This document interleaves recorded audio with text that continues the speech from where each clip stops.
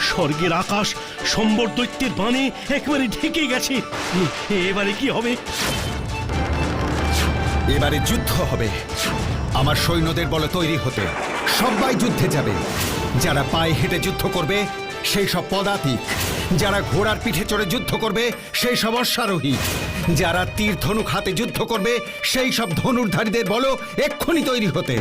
আমি থাকতে এই স্বর্গপুরী কোনো দৈত্যের হাতে তুলে দেব না। সম্বর!